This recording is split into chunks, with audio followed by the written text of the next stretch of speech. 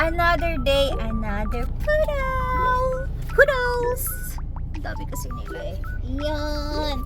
So today maghahatid tayo ng 4 na poodles. Nandito tayo ngayon sa Valenzuela. Naantay lang natin yung kukuha kay Biscuit. This is Biscuit. Oh, so pogi! Siya ay apricot mini toy poodle. So miniature. Yan. So yung mga miniature, medyo mas malaki siya sa toy. You're so cutie. You're so cutie. You're so pogi. Oh my gosh, parang ang sarap ng igong. Ang kapal ng balahibo niya.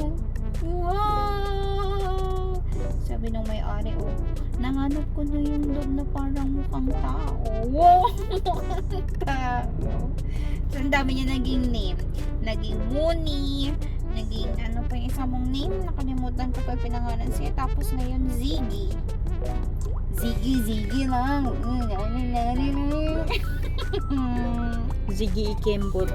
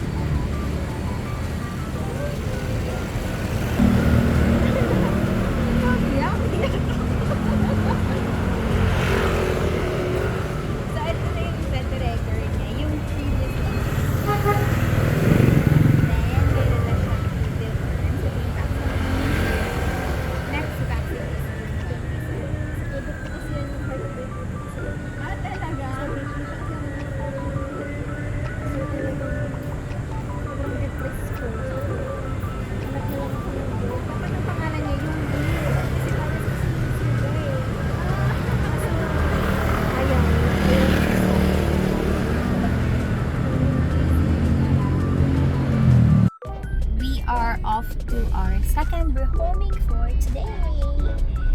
And andito na tayo. Company, ayan, solid shipping. Ayan, pangalawa daw nag-eat. So, ito ba yung una ba to? Oy, wait lang. Iikot na lang. Okay, wait lang. Check ko lang. So, lumagpas kami. Kaya, babalik tayo. Kaya lumagpas na tayo ng gate. Tapos, bali, office girl ang mami nito. Office girl, kaya bati 4:30 pa lang dahil 5 daw ang out nila. Tapos, ihahatid natin siya sa office. Hanapin natin sa HR. Parang palaging HR yung bumibili sa atin. Pumasok ba tayo sa loob? Yes, binili na sa guard. Parang ngayon pa lang kami nakapunta dito sa part na ito ng Navotas. Wow, puro trucks, puro shipping companies. So, dito tayo sa may gate. Yung nalagpas. Yan, sabi, bago magtulay. Okay, let's go. Ayun daw, dun daw. Sinabi ni Parang dito nagbabarilan si na Cardo. Sobra naman yan. Assisted naman. At hanapin natin ngayon kung saan yung HR. Let's go. Kaya lumipat ako ng maaga. Dito sa park na to, nakasabay namin si Sir sa parking. And doon nakita niya yung puppy, alam na niya na para to doon sa isang ka-office mate niya. So parang aware na silang lahat dito na may paparating na puppy. And ayan, gusto niya siya na yung magdadala daw.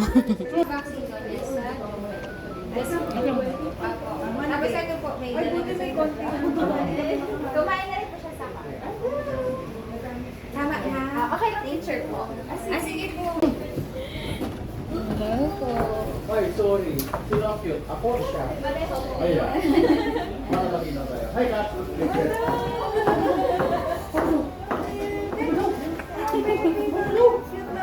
Okay, nakaloob pa siya.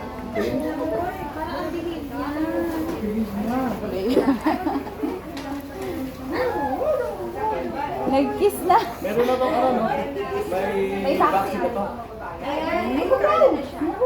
Ay, dito ko lang po yung alam kami bibili na doon. Apo, kasi ibilin ko na talaga kayo, mama. Parang bilang na. So, ano kung ba? Wala. And then, nakakalimutan. Ako. So, bali, alam na yun. Dito ako ang amo mo. Alright. Mga pabilog. Dito ako ang amo mo.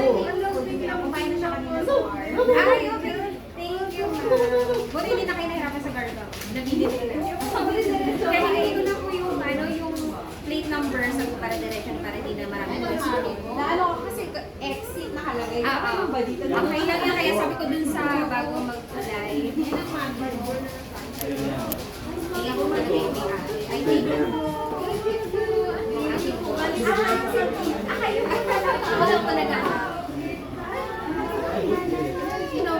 Dalawang nasa sasakyan for delivery pa? Opo.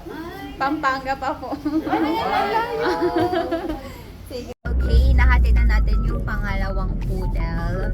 At papunta na tayo ngayon ng Pampanga para sa ating third roaming for today. At dahil gutom na kami, may baon kaming humpa. Tsaka, puso ng saging. Ooh, let's eat!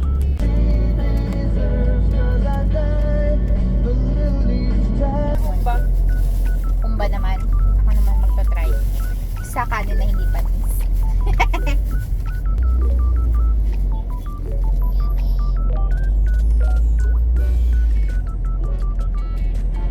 We are now going to Pampanga. Balikan naman tayo ng Angeles, Pampanga. Ano kaya masarap kainin doon?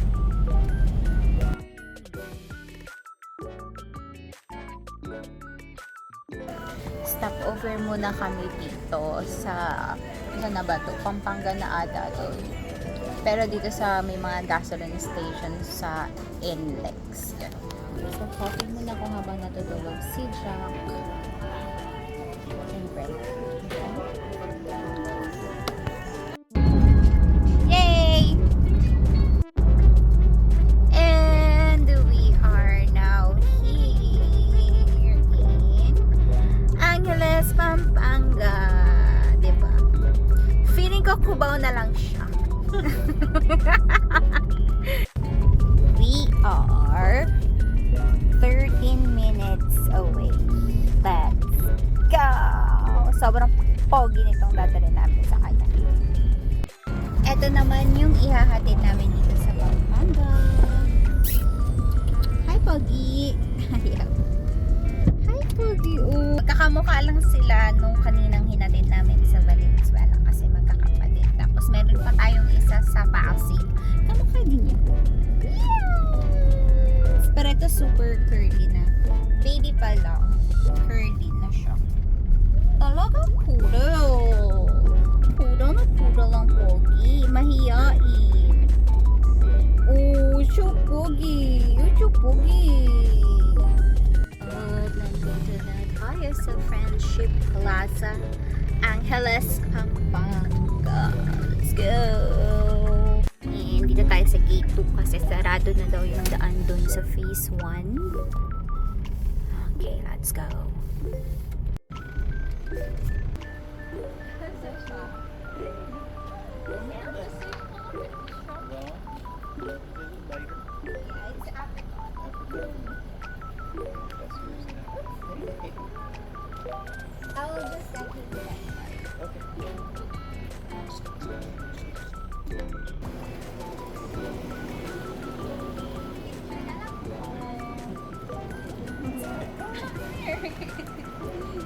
Nakahatid na tayo sa Pampanga. That's our third rehoming and meron pa tayong last one sa Pasay.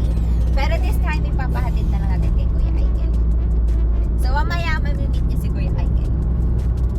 Aiken or Eagle? So, sa Pasay, si Kuya Aiken lang maghahatid. So, pag may